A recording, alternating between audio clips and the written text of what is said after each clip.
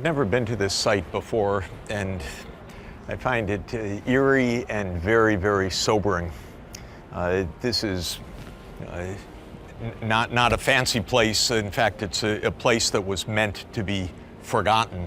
It was landfill for much of the 20th century until excavations began during the past 30 years to recover what this place is. We're at a wharf, Valongo Wharf, which was established in 1811 as the place where African slaves would arrive to Rio. The site was established in 1811 to move it from a more prominent site previously. People wanted it out of the way, not to be seen. But hundreds of thousands of human beings passed through this place in the 19th century. Brazil was the very epicenter of the Middle Passage of this massive, inhumane crime against humanity of 10 to 15 million Africans brought as slaves to the New World. And Rio in the 19th century was absolutely at the center of this slave trade. Remember that in 1811, this was not only a center of captaincy, in other words, a part of the governing structure in Brazil. This was the very center of the Portuguese Empire, with the King John VI here with the royal entourage. And slavery was booming, and this city was booming with the arrival of royalty from Lisbon, as they had been chased out by Napoleon. They came, and there was a massive growth of the economy here and a massive increase of demand for slaves. Slaves for the sugar plantations, slaves for the tobacco plantations, slaves for the homes of the nobles in Rio. A very significant proportion of Rio's population in the early 19th century, perhaps a third, were slaves, perhaps roughly another third Europeans, and the remaining third approximately indigenous population. This was a multiracial society created out of conquest and brutality and slavery. Slavery, of course, formed the core legacy for all of the Americas. The Americas today remain among the most unequal places on the planet. That's true in the United States. It's true throughout Latin America.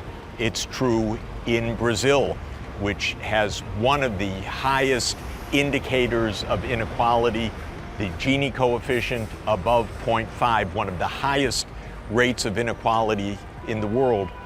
And the root of that inequality is the conquest society that created this multiracial society, not as an equality among many races, but as a strict hierarchy of white supremacy.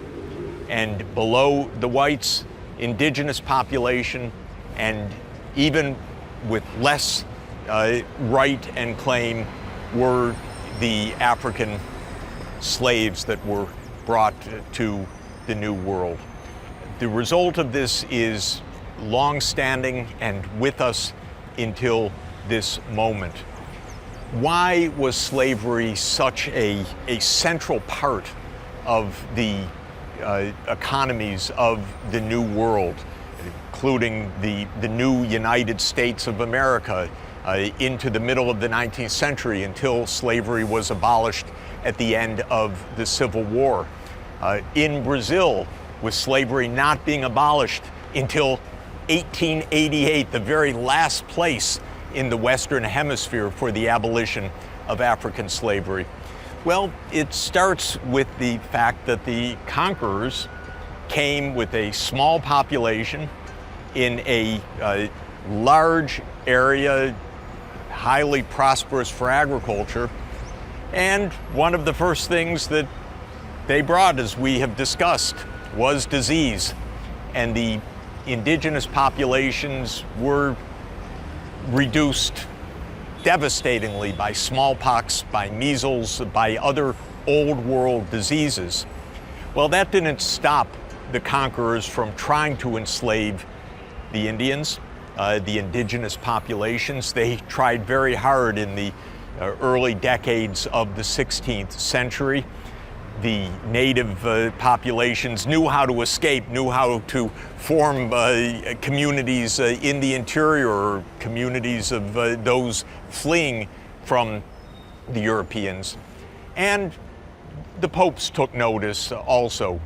In 1537, the Pope issued an encyclical, Sublimus Deus, which said that indigenous populations were human beings capable of reason, human beings capable of conversion to Christianity, and so could not justly be enslaved.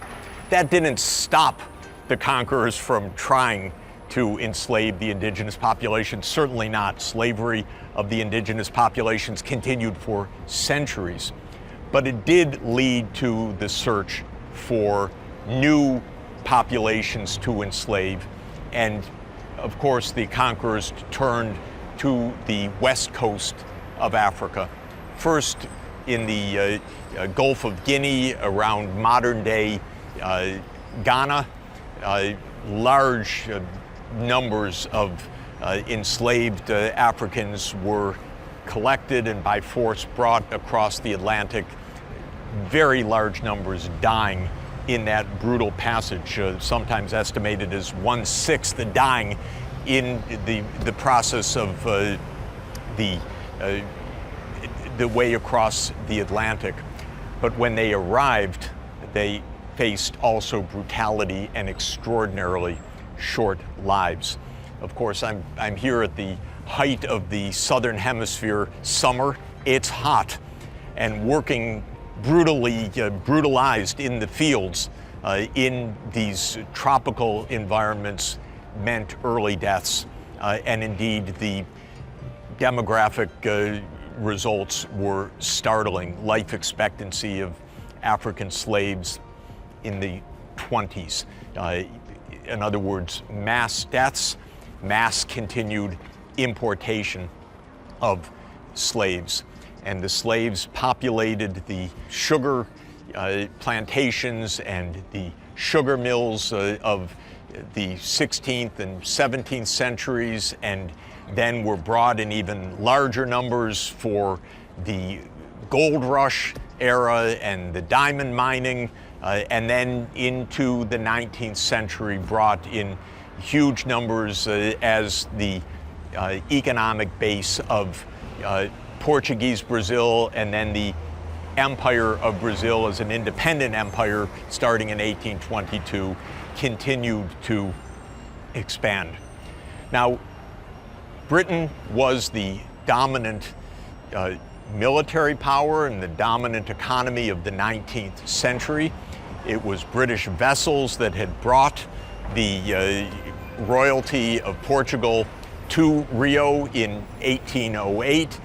It was Britain that protected Portugal in the 19th century. It was Britain that called a lot of the shots. And quite remarkably, in the early decades of the 19th century, the anti-slavery movement in Britain gained increasing force.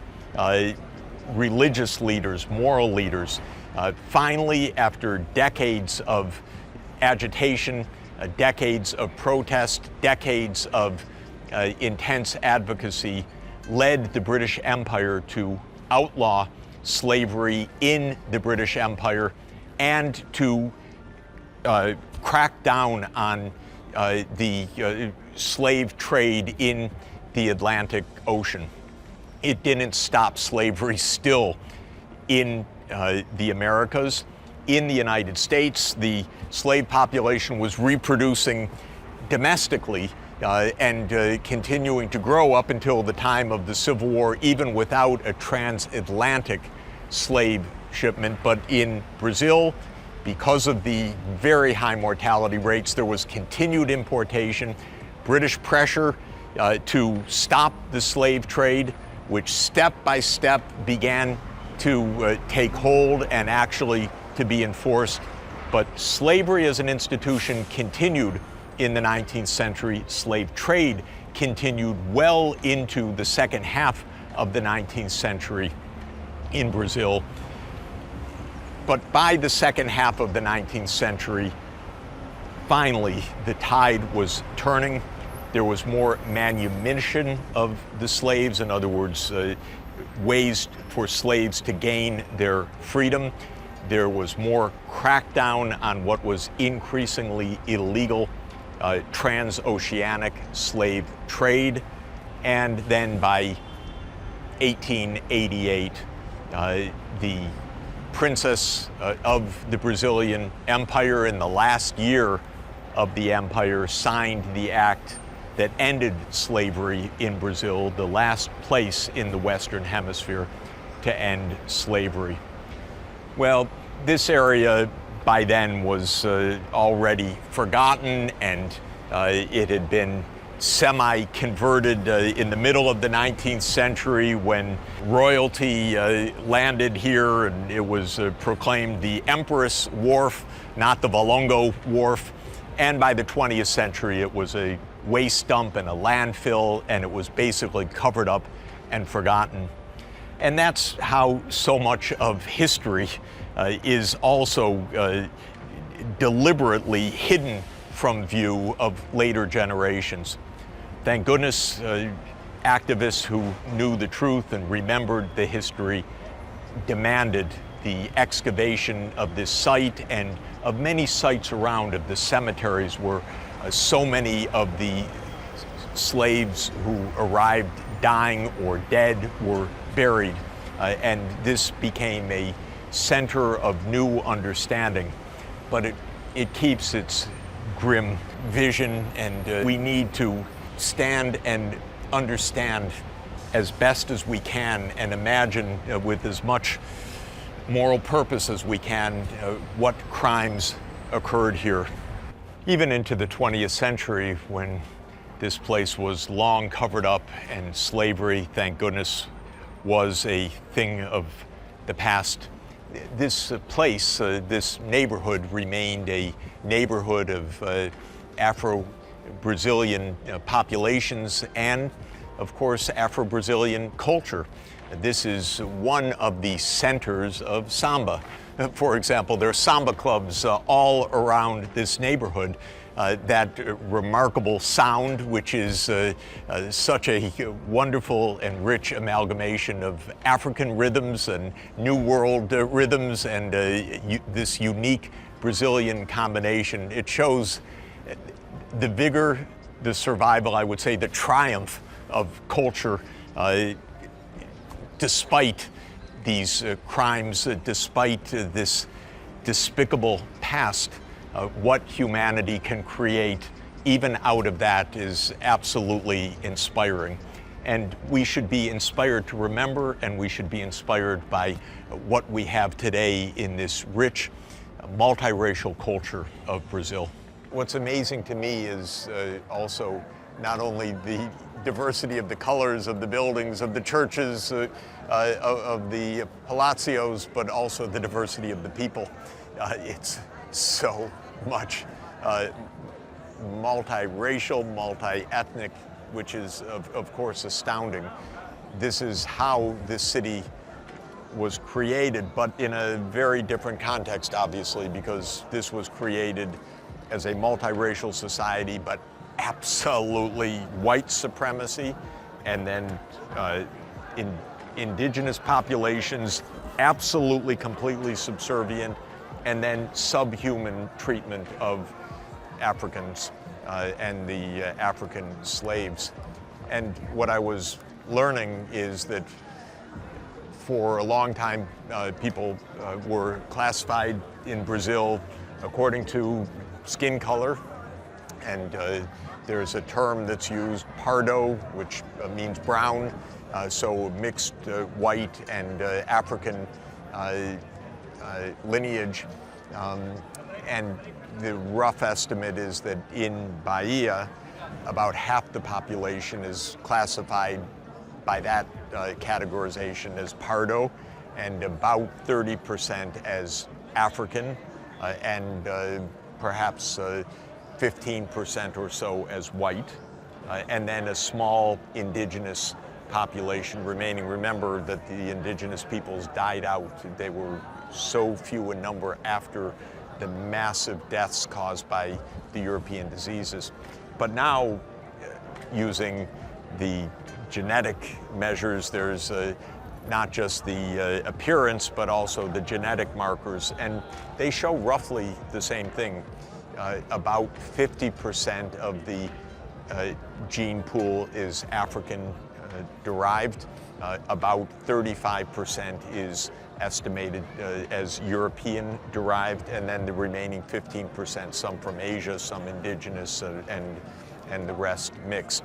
Of course, that wasn't just a normal mixing. A lot of the multiracial population came through force, came through white masters and African women slaves, and tremendous brutality. And thank God it's changed, but we see the legacy of this unbelievable mix of people. And it's also, of course, in the culture, in the religions, in so many different ways of life, in the cooking, the eating, the rhythms.